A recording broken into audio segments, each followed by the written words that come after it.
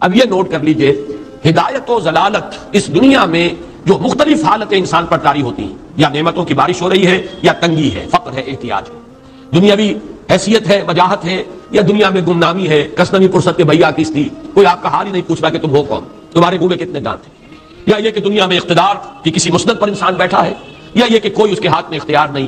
یہ تمام جو حالات انسان پر طاری ہوتے ہیں، ان کے جواب میں جو طرز عمل فکری اعتبار سے اور عملاً انسان اختیار کرتا ہے، اس کے 4 درجے ہیں۔ پہلا درجہ ہے انتہائی گمراہی، ضل ضلالا بعیدا۔ وہ کیا ہے؟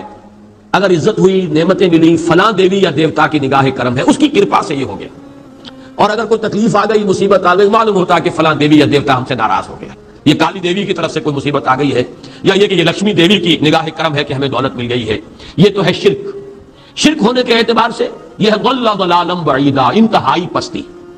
اس پستی سے اوپر آئیں گے تو توحید کی پہلی منزل ہے۔ عزت دی اللہ نے دی، اگر کوئی تنگی آ گئی، فقر، تکلیف، کوئی ذلت، رسوائی، یہ بھی اللہ کی طرف سے۔ ایک اعتبار سے تو انسان ہدایت پر آ گیا، بڑی گہرائی تھی اس گندگی کی اور اس خباثت کی جو شرک جس کا نام ہے، اس سے انسان نکل آیا، نجاست سے۔ توحید تو ہے، لیکن ابھی اس میں اس کی گمراہی کا ایک ایلیمنٹ شامل ہے، اور یہ گمراہی سے جب تک آگے نہیں آئے گا، اوپر نہیں ابھرے گا، اس کا طرز عمل کیا ہوگا کہ ذرا کچھ مل گیا، عزت مل گئی، پھولے نہیں سما رہے، اب زمین پر قدم نہیں ٹک رہے، گردن اکڑ رہی، کہیں محرومی ہو گئی، کوئی تکلیف آ گئی، کوئی مشقت، فقر آ گیا، اب بجھ کر رہ گئے۔ ان دونوں کیفیات میں انسان کا پینڈولم جو ہے وہ ایکسٹریم کو جائے گا۔ یہ کب ہوگا؟ جبکہ انسان یہ سمجھتا ہے کہ اس دنیا میں جو دولت مل گئی یا عزت مل گئی تو یہ گویا کہ بڑی کوئی قابل فخر شے ہے، اور اگر یہاں پر کوئی تکلیف آ گئی، کوئی مصیبت آ گئی، فقر و فاقہ آ گیا تو یہ گویا کہ بہت ہی اہانت آمیز شے ہے۔ اگر یہ انسان سمجھے گا تو طرز عمل وہ نکلے گا، نتیجے کے طور پر جو میں بیان کر چکا ہوں، یہ گمراہی ہے۔ اس گمراہی سے نکلیں گے تو آپ کس مقام پر آئے؟ دوسری منزل ہدایت کی کیا ہے؟ نہ یہ عزت ہے نہ یہ ذلت ہے، دونوں حیثیتیں برابر ہیں، کہ یہ امتحان ہے۔ اسی لیے ان دونوں آیتوں میں ایک لفظ قدر مشترک ہے، اذا مبتلاہ فاما الانسان اذا مبتلاہ ربہ فاکرمہ ونعمہ۔ یہ بھی ایک ابتلا ہے، آزما رہا ہے اللہ، کبھی وہ دے کر آزماتا ہے، کبھی چھین کر آزماتا ہے، کبھی فقر و فاقہ سے آزماتا ہے، کبھی وہ کثرت دولت اور کثرت مال سے آزماتا ہے، کبھی وہ صحت دے کر آزماتا ہے کہ یہ قوت اور توانائی اور صحت جو میں نے دی ہے یہ اس میں کیا کرتا ہے، کبھی وہ مرض کے ذریعے سے آزماتا ہے کہ صبر کرتا ہے کہ نہیں کرتا۔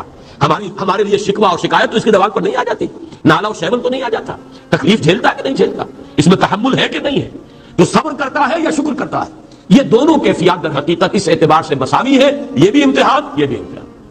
یہ حقیقت جب سامنے ہوگی، اب وہ پینڈولم جو ہے وہ بہت کم ہو جائے گا، یعنی انسان میں طبعی طور پر تو ایک اثر ہوتا ہے غیر اختیاری، کسی چیونٹی نے کاٹا آپ کے پاؤں پر، آپ اپنا پاؤں ہٹا لیں گے، اس میں کوئی ارادہ نہیں، یہ ریفلیکس ایکشن ہے، غیر اختیاری فعل۔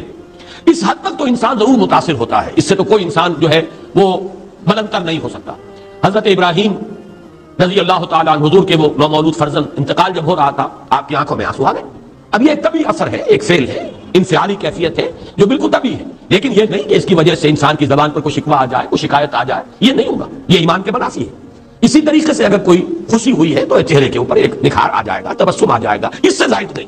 اس حد تک تو یوں سمجھیے کہ انسان کا طبعی تقاضا ہے۔ اس سے زیادہ یہ پینڈولم اگر سوئنگ کر رہا ہے تو گویا کہ اس حقیقت سے انسان محجوب ہے کہ یہ بھی امتحان ہے، یہ بھی امتحان ہے، جو ہم سورہ حدید میں پڑھ چکے ہیں۔ ما اصاب من مصیبت فی الارض ولا فی انفسکم الا فی کتاب من قبل ان نبراها ان ذلک علی اللہ یسیر لکی لا تعصوا علی ما فاتکم ولا تفرحوا بما آتاکم۔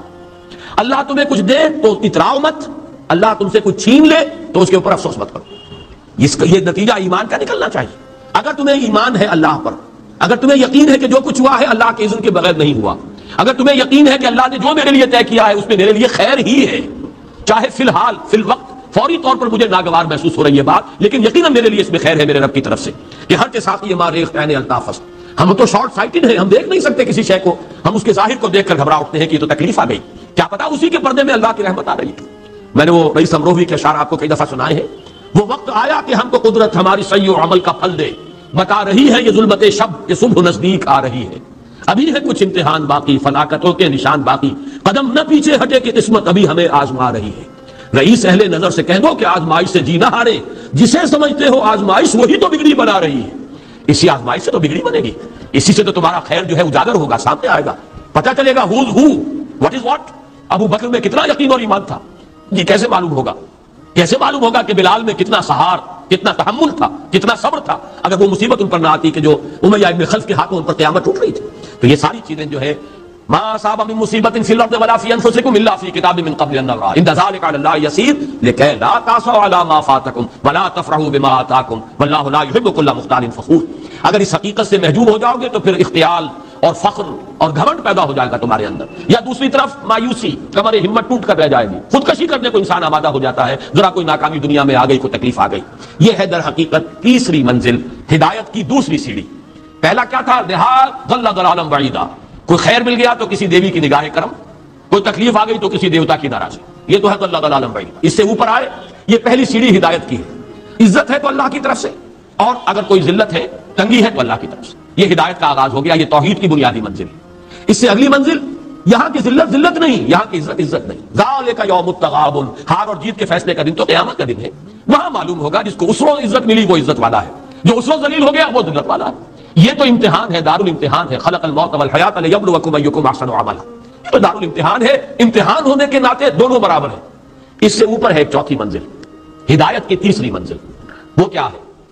عام طور پر انسان یہ سمجھتا ہے کہ یہ جو آزمائش ہے تنگی کی اور فقر و فاقہ کی، یہ سخت تر آزمائش ہے، اور نعمتوں کی بارش ہو تو یہ آسان آزمائش ہے۔ یہ بھی ابھی گمراہی کا ایک پرت جو ہے اس کی باقی ہے۔ ابھی ہدایت کا جو کامل جو ہوگا انکشاف وہ کب ہوگا؟ جب انسان اس حقیقت کو جان لے کہ جہاں وسعت ہو، جہاں کثرت ہو، وہ زیادہ بڑا امتحان ہے، سخت امتحان ہے، بجائے اس کے کہ اگر قلت ہے، کمی ہے، یہ کم تر امتحان ہے، یہ کم بھاری امتحان ہے۔ کیوں کہ اگر آپ کے پاس کثرت ہے آپ کے اندر غفلت پیدا ہو جائے گی، کثرت کا لازمی نتیجہ غفلت ہے، اور اگر قلت ہے، بمشکل گزارا ہو رہا ہے تو اللہ یاد رہے گا، راتوں کو گڑ گڑائیں گے۔ آسائش میں اللہ کو بھول جانا زیادہ ممکن ہے بلکہ متوقع ہے، اور تکلیف میں اللہ کا یاد آنا زیادہ متوقع ہے۔ اس میں انسان فریاد کرتا ہے، اللہ سے دعا کرتا ہے، تو کون سی چیز نتیجے کے اعتبار سے بہتر ہوئی؟ معلوم ہوا یہ امتحان جسے آپ ہلکا سمجھ رہے ہیں یہ سخت تر ہے۔ اگر اصل کامیابی قیامت کی اور آخرت کی ہے تو یہ امتحان زیادہ سخت ہے بنسبت اس امتحان کی، اگرچہ اس امتحان کی بھی ایک آخری شکل ہے جس کے بارے میں حضور نے فرمایا کاد الفقر ان یکون کفرا، لیکن عام حالات میں یہ سمجھ لینا چاہیے کہ یہ بھی امتحان، یہ بھی امتحان۔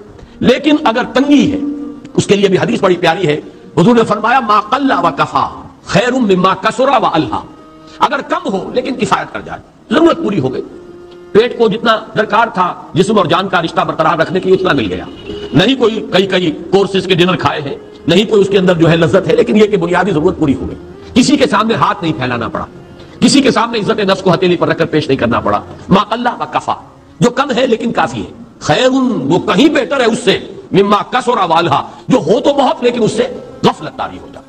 الہاکم التکاثر، یہ تکاثر تو انسان کو غفلت کے اندر مبتلا کر دینے والی شے ہے۔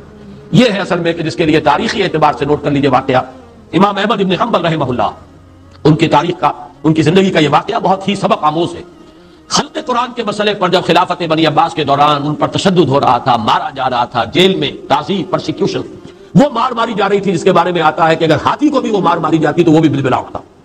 اس وقت کبھی ان کی آنکھوں میں آنسو نہیں آئے، ایک صبر اور ثبات اور استقلال کا پہاڑ کھڑا جھیل رہا۔